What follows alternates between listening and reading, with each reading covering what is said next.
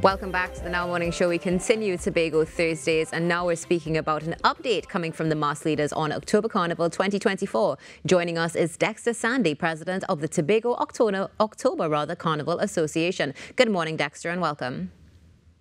Good morning to all your viewers. Thank you so much.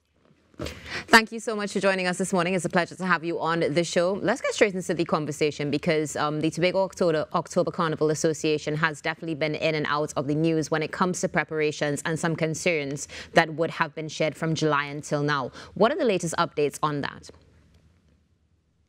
Well, the latest updates is that our carnival budget has been announced, which is a move in a positive direction. We have made recommendations in terms of different levels of support that we think the carnival needs specific to mass. And bit by bit, I'm hearing from the CEO and from the Assistant Secretary of Tourism. They have been sharing good feedback thus far. In terms of the inter-island transport, the Port Authority Tobago, they have reached out to us and they have confirmed that we now have 4 sailings leading up to the carnival on Thursday and on Friday. So their capacity is just about 2,800 persons in a day. And that's a lot of seats available for persons to come to Tobago, right? We've also heard Mr. Ansel Dennis, as well as yesterday the Assistant Secretary, making a plea to Caribbean Airlines. But I know Mr. Ansel Dennis would have reassured us via the media that Caribbean Airlines will be adding on seats. So we're hearing a lot of positive stuff for persons to come from Trinidad, from abroad, to come and enjoy Tobago October Carnival. It's refreshing to hear such a positive outlook when it comes to this, and especially considering, of course, it's just a week away, and one of the biggest concerns would be if there are challenges, how they're going to be mitigated. Now, you would have brought up, of course, one of the main concerns many have, which is transportation into Ireland, and even for those, of course, who are coming from abroad, from international destinations. But what about the levels of support that you would have just mentioned? What were those particular levels of support that you would have needed that you have now received, or perhaps what you know that you're going to need to work on in the future? Right. So given that the carnival is in year 3, one of the main things that we would have asked for would have been a stage, right? We've now moved into the 3rd year, a larger production across all bands. We've seen a lot more bands being registered as well this year. We decided that, one element that works well when it comes to Trinidad Carnival, the Queen's Park Savannah, let's see if we could mimic something like that in Scarborough. And we've asked for a stage at a central location, Market Square. What Festivals Commission has committed to is a staging area that will be set up, and they have shown us the rendering and everything looks well. So definitely we will have that for the bands to be able to cross Tuesday morning as well as Carnival Sunday. We have also spoken to them about support via music trucks, because we do have some small and medium bands. Based on the sheer size of the band, it's not really economical for them to be able to afford all the amenities. So one thing that we decided on and we tested last year would have been to cluster some of these bands, the smaller numbers. So when aggregated, you get probably about 200-300 masqueraders, and that way they can share one music truck. So we've asked the Tobago Festival Commission, so let's see if we could procure some trucks and have these smaller bands share these trucks, and they have pulled through with that. They have indicated to us that they have the trucks procured and that those bands will be taken care of. That's good to hear. As well as, yeah. No, please, by all means.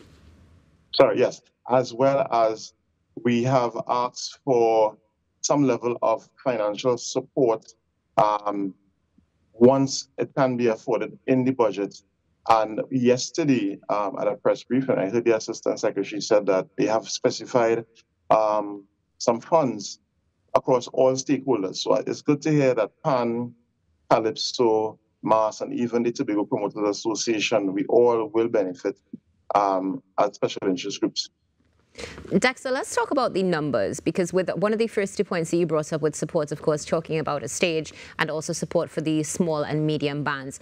To now, How many bands have been registered, if you do have the numbers, of course, and what is the estimated amount of persons, or masqueraders rather, that you expect to be on the road? Definitely. So for Juve, we have 33 bands registered. Yeah, and in terms of the feedback we've received so far, it's just over 4,500 masqueraders we expect the Juve morning. For the night mass, we have 15 bands registered. There are about just under 1,800 masqueraders would have been registered for night mass. And when it comes to parade of the bands, there are 22 bands going to be on showcase on the 27th, that Carnival Sunday morning.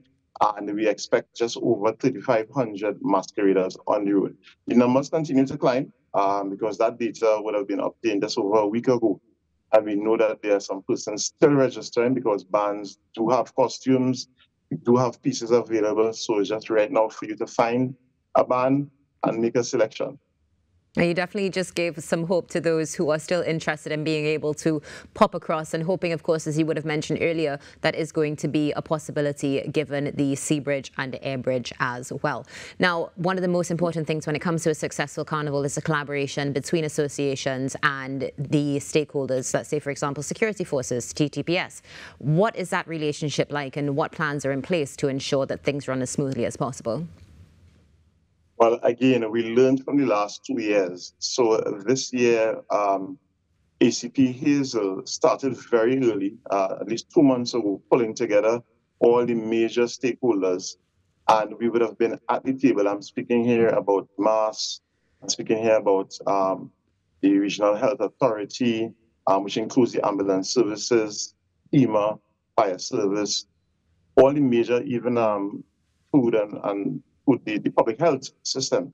Everybody has been brought to the table, and we all would have worked together, mapping out what will occur for Carnival and how each of us and our role, how important our role would be, and to ensure there's a level of cohesiveness in producing the Carnival. And I know tomorrow, Friday, we have what is called a tabletop exercise where we sort of plan for any eventuality and how we're going to mitigate any disturbance with regards to Carnival. So we have really been working on this as major stakeholders for the last 1.5 to 2 months.